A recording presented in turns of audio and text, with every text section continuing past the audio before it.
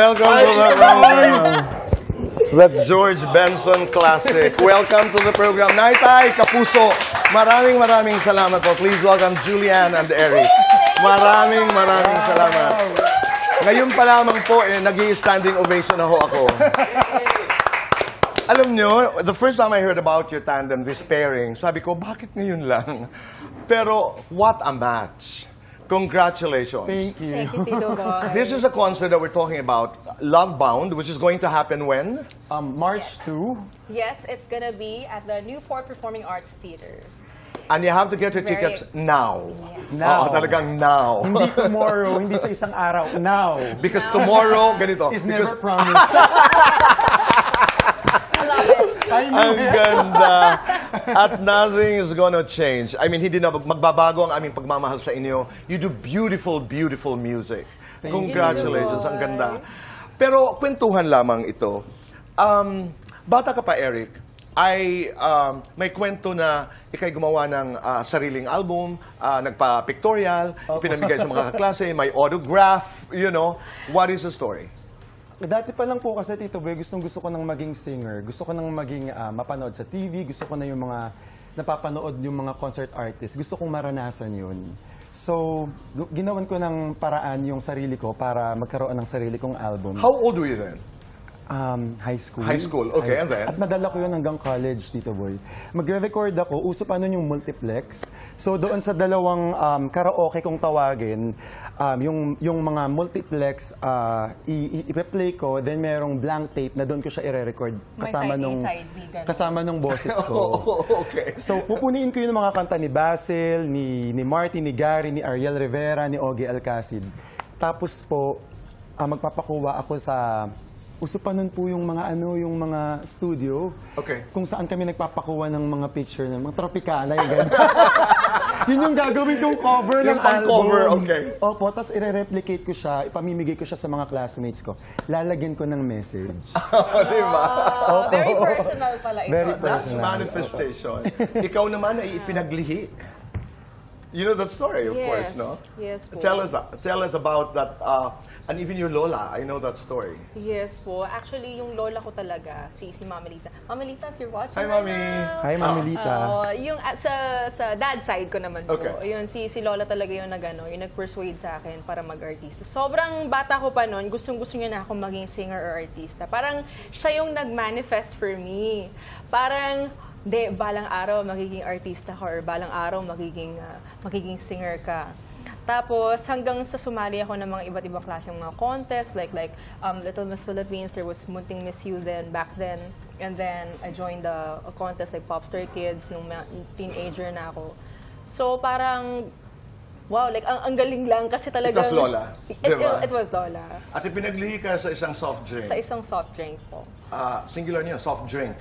And eventually, am I right? Sen, tama, no? Soft drink. Soft drink. And eventually, you endorsed it. Yes po. And then you mentioned the word manifestation. Ako naniniwala ho ako doon. Naalala ko pa si Jokoy. Kasi when Jokoy came, medyo ayaw daw niya yung konsepto ng manifestation. Yung manifestation po, you bring your thoughts, your intention into reality. Pero hindi by believing in the power, you know, of thinking about it.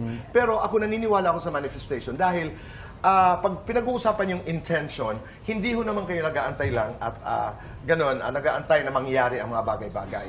With manifestation, you have to do something para marating mo yung iniisip mo. Yes. Para marating mo yung intention mo. And that's basically what happened. Yeah. And you're talking about auditions. Ang dami mo rin mga auditions, ang dami mga contest na sinalihan mo. Hindi ka nanalo. Hindi po, Tito Boy. You know why I'd like to say this? Because it's so inspiring. Ang daming nagmamasid ng mga bata. Pag natatalo isa, dalawa, ayoko na. Si Julianne, you were never a grand winner. Yes po. Oo. Paano mo dinala ang sarili mo na sige lang, tuloy-tuloy lang? I guess, Tito Boy, sobrang passionate ko lang talaga about my music, about singing.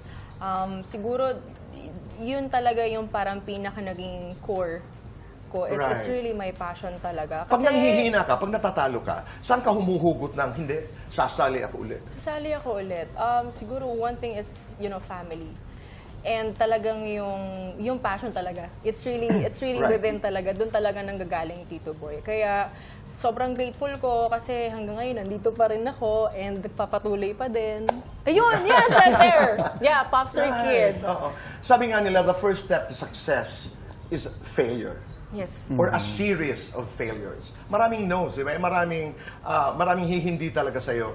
And it is so inspiring. Ikaw, natalo ka rin. Opo. Di ba? Naalala mo?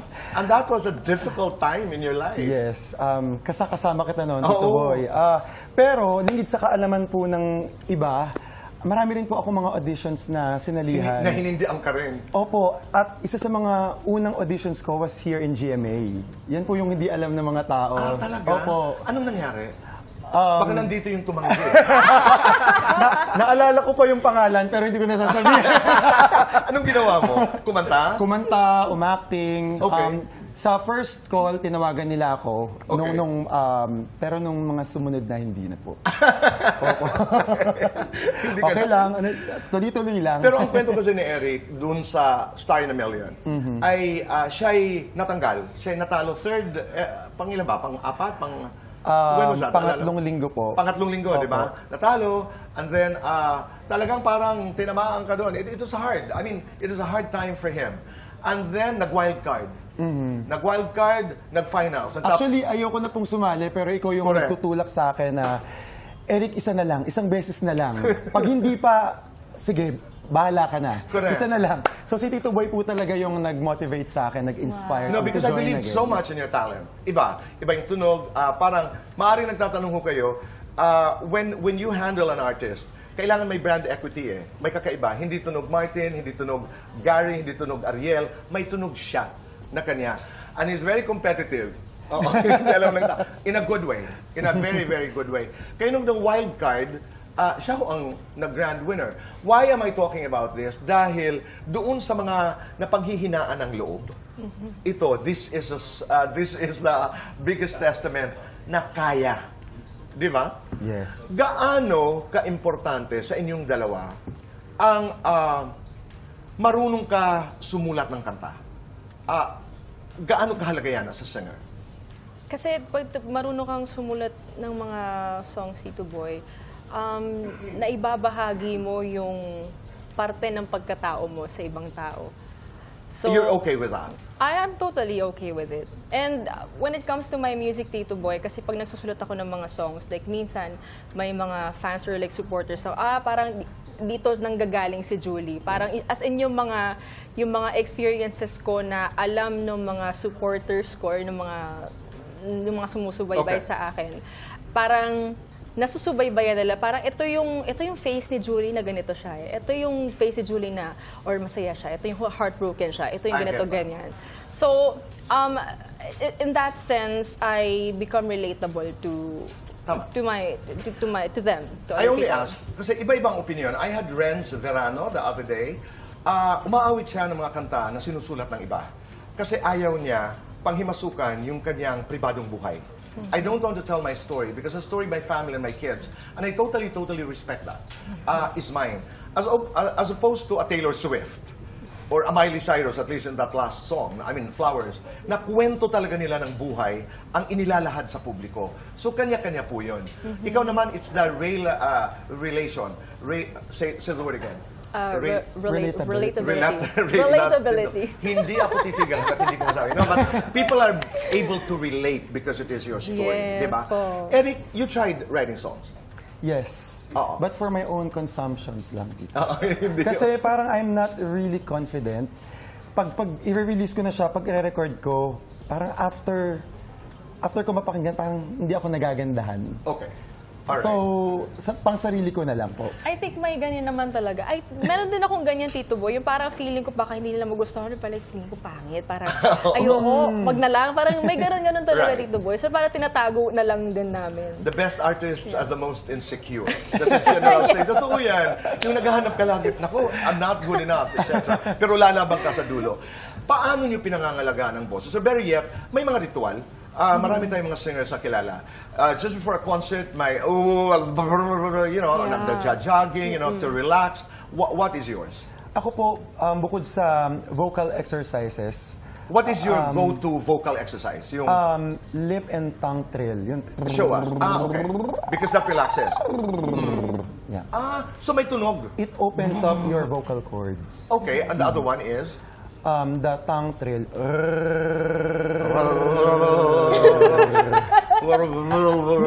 Minsan po, nagpe-play ako ng -1 ko, then sasabayan ko siya By doing the that, exercise. yeah. Okay. Julie, ikaw?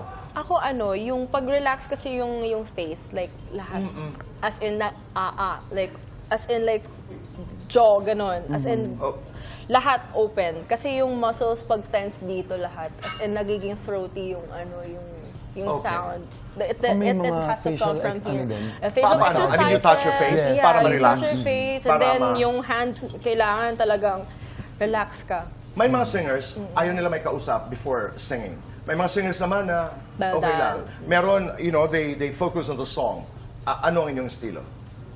Oh, depende. Depende sa mood dito, boy. depende. Kasi minsan madaldal ako kapag bago ako kumanta. Kasi para ma-relax ako. It's also one way na para ma-relax din ako. Like sometimes, may, ayoko din like kumakausap ng iba muna. Kasi gusto kong nire-reserve yung boses Right. ko. Ikaw, Eric? Ako po, most of the time, gusto ko tahimik lang. Kasi ini-internalize ko yung mga mangyayari sa show. Okay. So, nagdadasal, nag-iisip kung ano yung mas maganda ko pang maibahagi sa mga tao.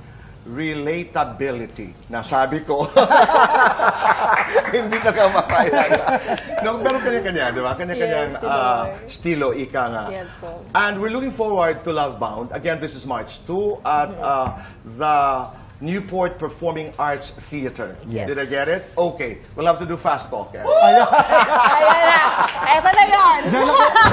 Excited and at the same time kinakabahan. Okay.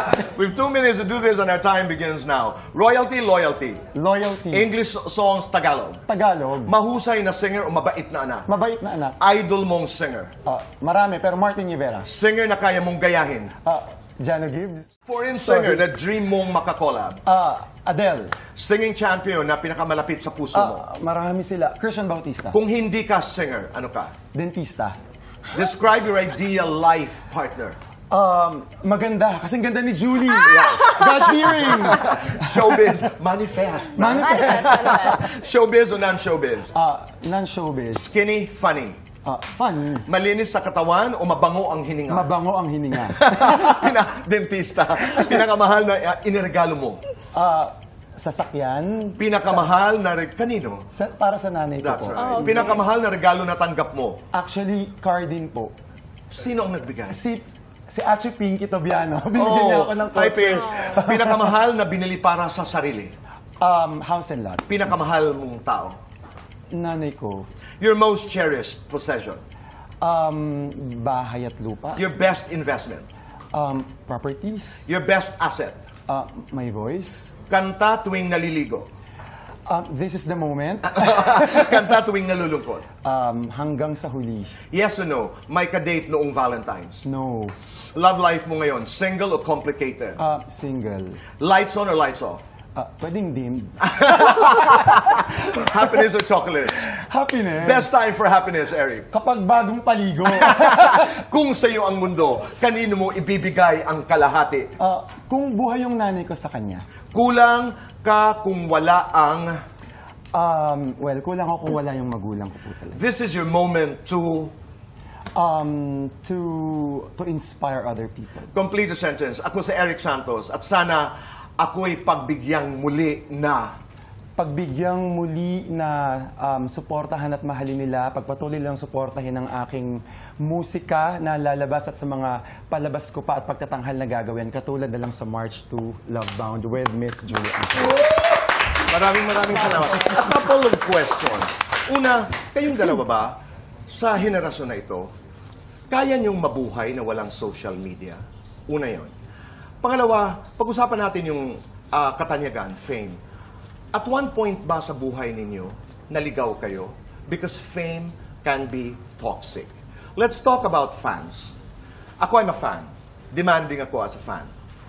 Kung mamimili kayo doon sa gusto ng inyong mga fans at kung ano ang tama, saan kayo pupunta? Ang mga kasagutan sa pagbabalik po ng Fast Talk with Boy. Ang deep.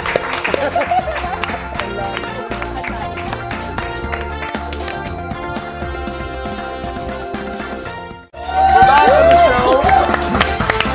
Julian, Yes, tayo Boy. naman ang magpa-Fast Talk. Ito na nga. Oh, nga eh. 2 minutes and our time begins now. Little Miss Philippines Popstar Kids. Oh my gosh!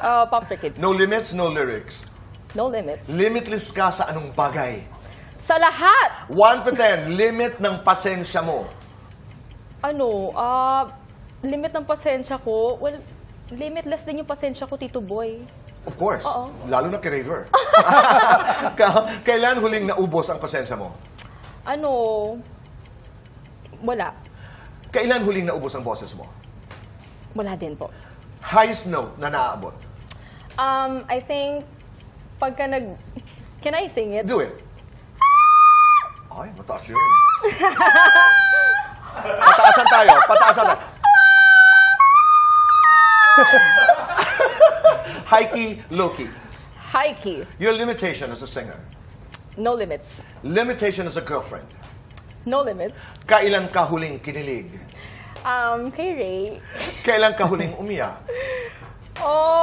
Wala, Tito Boy. Kailan ka huling nagsabi ng I hate you? Wala, Tito Boy. Kailan ka huling nagsabi ng I love you? Kanina. Oh! Ginagawa pag naglalambing. Nangyayakap.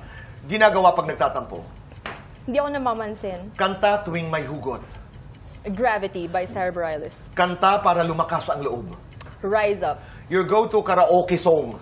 All by myself. Nagawa mong kanta, ilan lahat? Oh my God, 20? More Last than 20? song you wrote, tungkol saan? Tungkol kay Ray. Wedding song. Anong title? 1,000 Years. Oh! A song for Raver. Akong kinilig. A song for Raver. Anong title? Something. Lights on or lights off? Lights on. Happiness or chocolates? Chocolates. Best time for happiness. Hindi, Tito Boy, chocolates. Kung may dededmahin ka, sino? Wala ako dededmahin, Tito Boy. Babaguhin mo ang buong mundo, alin ang uunahin mo? Wala akong babaguhin, Tito Boy. Kayong dalawa na lang ang tao sa mundo, sino yung isa? Siyempre. Si Papa Jesus. Oo. Complete the sentence. And Julie, and nothing's gonna change my love for... Ray. Oh! Ayoko na. Let's go. Huwag niyo pong kalilimutan, March 2. This is one question that I know this is not part of the conversation. Pero doon base sa pinanggalingan natin, gaano kalaki ang papel ng suporta at pagmamahal ng inyong mga magulang sa kung sino kayo ngayon?